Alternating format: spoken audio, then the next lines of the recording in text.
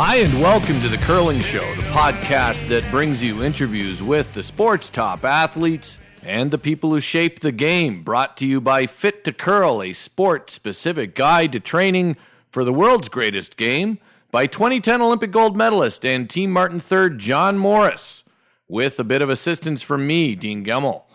Buy your copy or buy someone a fine holiday gift, don't worry, you won't offend, at fittocurl.com or your favorite pro shop. She's a 5-time Canadian champion and the skip of the winning team at last weekend's Women's Grand Slam in Calgary. Cathy Overton-Clapham, welcome to The Curling Show. Thank you very much for having me. New team, again this year, a new season, a change in the lineup from the initial start, and a big win. I know on Bob Week's blog, you said you weren't really surprised to win, but still, what kind of expectations did you have going into this week's Curler's Corner Autumn Gold Curling Classic? Well, obviously, we were hoping to qualify. We had 2 good spiels to start the season. We just missed the playoffs in Edmonton, and we were in Regina a couple weeks ago and made the playoffs there and didn't play very well the first round of qualifying. So, we have been playing well, and we actually just picked it up a notch, and then, things kind of went our way. When did you make the switch in the lineup, Brienne? It actually never... started the way it is right now from the get-go. It's just how it was entered online, I guess. Just entered online that way. Yeah. And everybody's been talking about it ever since, that you changed the lineup, and you've been playing that way the whole time. Never changed. See, that's the trouble with I live in New Jersey. I didn't watch you play anywhere before that, so that was always the plan. Yeah, no, it hasn't changed. It was just entered that way. Just whoever did it just put us all in there. Bob Weeks on curling.blogspot.com also commented about your that you have Brienne's father as a coach, and also a guy who's got some pretty good curling knowledge in Russ Howard. How much is your team working with both of those guys?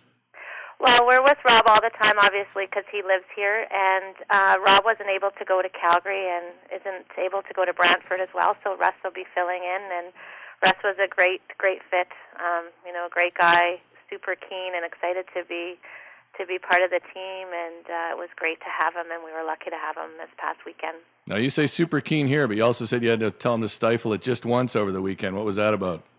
Oh, it's just him and Ashley. They're kind of father-daughter. She actually is the one who told me to tell him to be quiet. Oh, there you go. Yeah. Hey, in the final in Calgary, you played against another skip who's known as a pretty good third. Did you tell Amy Nixon from Team Kleibrink that the transition to skip is a piece of cake?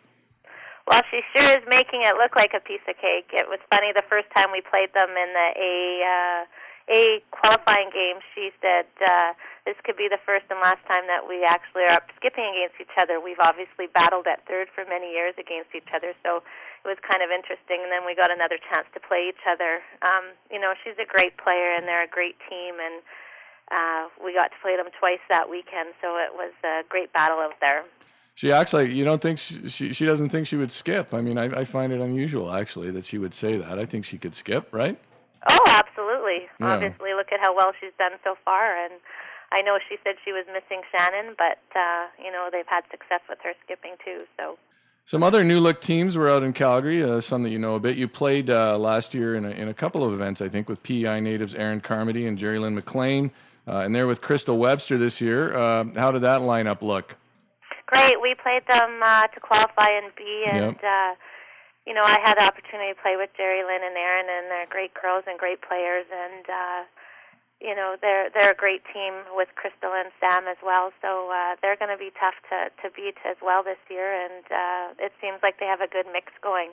The women's game in Canada right now, it's always, it's had some criticism in the past when Canadian women's teams don't do as well at the Worlds as expected, but boy, when you look at the field in Calgary, it really looks deep. I mean, in terms of, there's no real clear favorite, just an awful lot of good teams.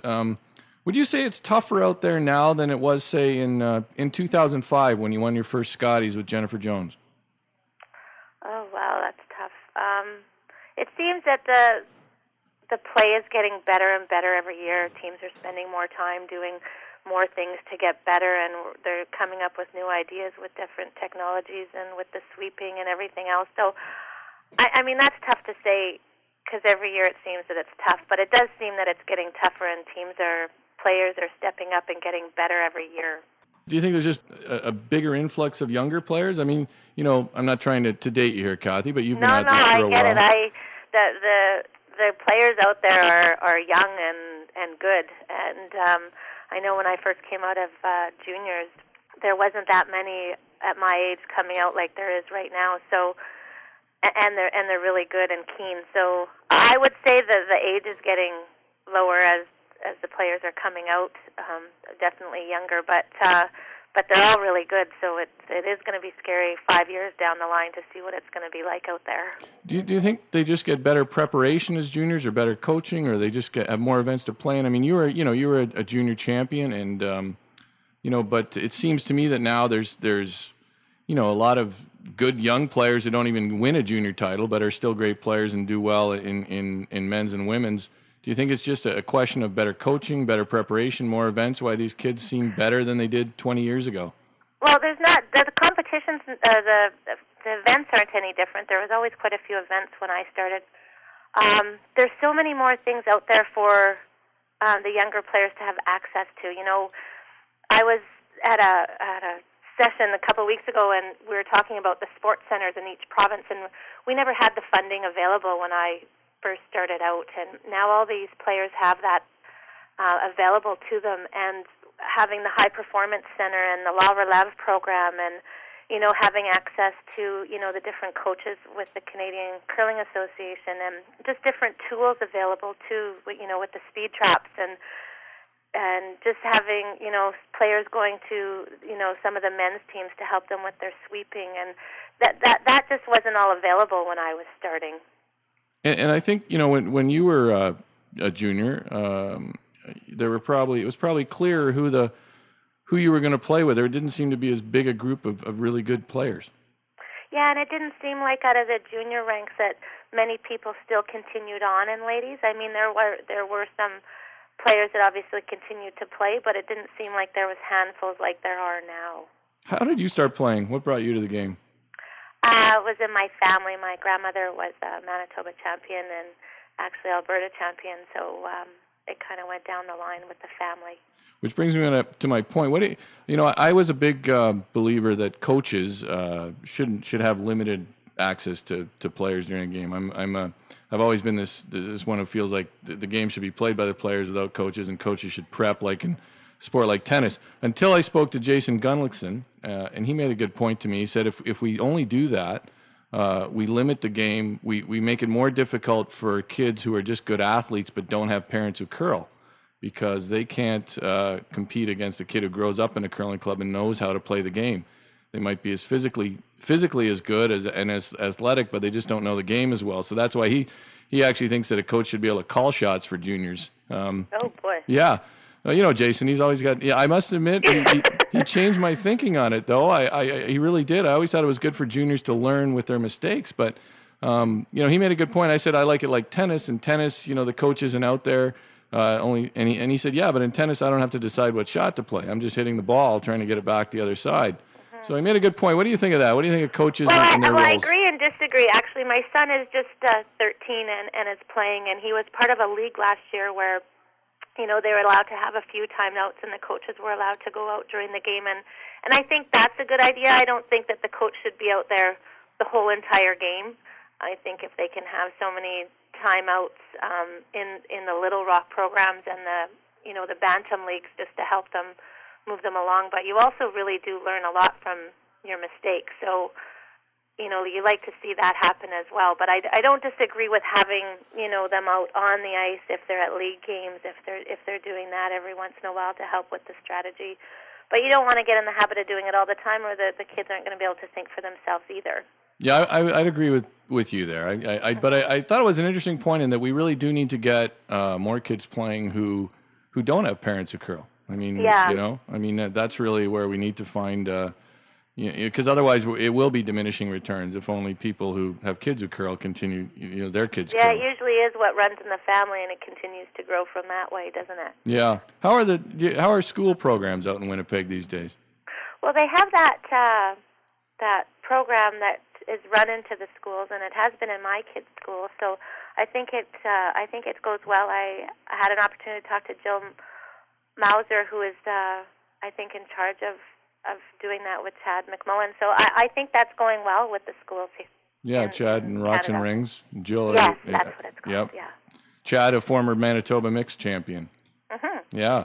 Hey, speaking of that, there's an old teammate got to come up too. Hey, are you happy? Is it some relief that there was that big game against Team Jennifer Jones last season? So, the round robin matchup you won. And I'm going to tell you, Cathy, it was great television. I don't know what you've thought about it since, but it was damn good television.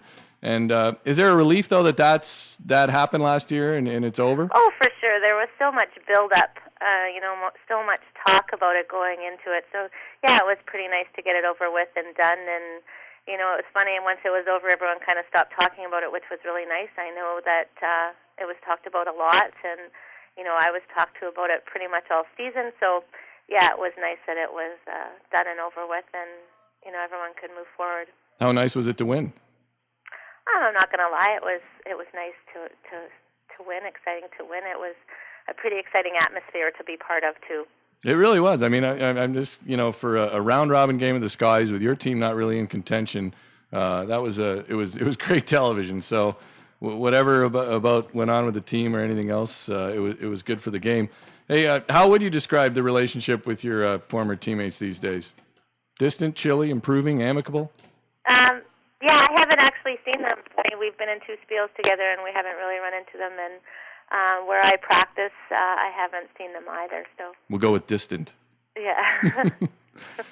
All right, Cathy, we finished with the run back. I give you a topic, and you give me your thoughts in 1 to 3 words. How many words do I get? 3? 1 to 3, but gosh, I mean, nobody gets this right. I mean, and I tend to ramble on. How about the tearing down of the grain exchange? Not good for Winnipeg, but hopefully a new club could be built. What are they putting in there? A heritage center or something? What is that? What is that all about? I don't even know what's going there. It's terrible. Yeah, it's too bad. It's and what the Grain Exchange was sort of a blue collar club in Winnipeg, right? A place where a lot of people came to the game early. Yeah, and it was you get your group of members that stick with the club for years and years and years, and I know many people that were that group for that club. So it's sad for those people that were part of that club for so very long. Yeah, it is always sad when I see a curling club get torn down. But good thing is you have a lot of other clubs anyways. So sometimes it's better to have a few go away and the other ones get stronger. But how about Don Cherry's comments about Stu Grimson, Chris Nyland, and Jim Thompson? Not so good. Yeah. Your dad's still in the game, right? In hockey? Yes, he is. And who's he a scout for these days? Dallas? The Dallas Stars. How about the Jets' opening game loss to Montreal? Super exciting. Unfortunate that they didn't come out with a win. I will say there's a great piece on Grantland.com by Chris Jones, who writes for Esquire, about Winnipeg and the Jets. Great little piece on the city, and yeah, check it out. It's a great piece on the city and the Jets coming back. How about the new Women of Curling calendar? Haven't seen it. Haven't seen it. Wow. So, how about playing with 3 words there too, Dean? That was good. Very good, Cathy. How about playing with three kids? Lots of fun. Yeah. Yeah. So I mean, the mix is like the 2 veterans, the two youngsters, right? So you're all in with 3 kids. Yeah, it's a lot of fun. It doesn't really. It's not as big a deal anymore. As we were talking about before, with the kids come out so prepared and everything else. It's not like. I mean, I know they're going to learn a lot from you, but it's not like 20 years ago. You know what? I go to them a lot during a game for help and strategy and angles, and yeah, they know what's going on for sure. How about Silvio Berlusconi hanging on to power in Italy? Did you read the paper this morning? No. Okay, I'll let you go then. he was almost out, but he hung on. So, how about X Factor? X Factor, I haven't seen it. Haven't seen it. I just watched it for the first time last night, so I thought I'd throw it out there. And finally, fake Amy Nixon on Twitter. Oh, I haven't seen it either. Yeah, there's a fake Amy Nixon on Twitter. So have you've seen fake Kevin Martin, fake Jeff Stout, and all those? I've heard about it, yeah. I'll have to take a peek at fake Amy Nixon. Yeah, fake Amy. Not as good. I mean, the class of the bunch is still fake Kevin Martin. I'm trying to interview one of them on the show, but they won't come on. They're all too worried about revealing their identities, so... I'm starting to think fake Jeff Stoughton is Jeff Stoughton. Yeah, I'll have to take a peek then. I'm starting to fear that. Jeff, if you're out there, you're going to have to come on so I can make sure it's not. I'll ask him. Yeah, you ask him if he's fake Jeff Stoughton, because fake Jeff Stoughton does not want to do it. They want to do a written interview. They don't want to be an audio, even though I said I'd change their voice. They don't even want to reveal it to me, I guess. So, All right, Cathy. I give everybody a chance to name their sponsors, so let me know who's backing your team this year. We have Reflections Dental Center, Asham Curling Supplies, Quick Copy, and Effectus Development. So do you get teeth whitening and stuff from the dental center? Yeah. Do you really? For sure. If we want it, I'm sure. You get free teeth whitening. You know, I've never had my teeth whitened, but I think it'd be a good thing to do. Yeah. You haven't? Never either, so. There you go. Well, you might want to check it out. All right, Cathy. I'm not saying that you need to either. That sounded bad. I'm just saying. No, that's okay. I'm thinking the same thing. I drink a lot of coffee. Maybe I should get my teeth whitened. Especially, when you're playing with kids in their 20s, Cathy. It might be something we got to think about. Do what you have to do, right? Yeah, exactly. All right. Hey, thanks for your time, Cathy. A great win out in Calgary. Nice to see, and nice to see a new young team like yours. And good luck the rest of the season. Thanks so much for having me on the show. Appreciate it. That's Cathy Overton-Clapham on The Curling Show. If you want to follow me on Twitter, and really, why wouldn't you? Search Dean Gemmell, Cap D and Cap G, no spaces. And if checking out Twitter is all the exercise you've been doing, it's surely time to follow a workout program that will help you on the ice. You'll find one in Fit to Curl by John Morris. Available at fittocurl.com and at Better Pro Shops. As always, thanks for listening. Here's Black Pudding. Ride the thunder!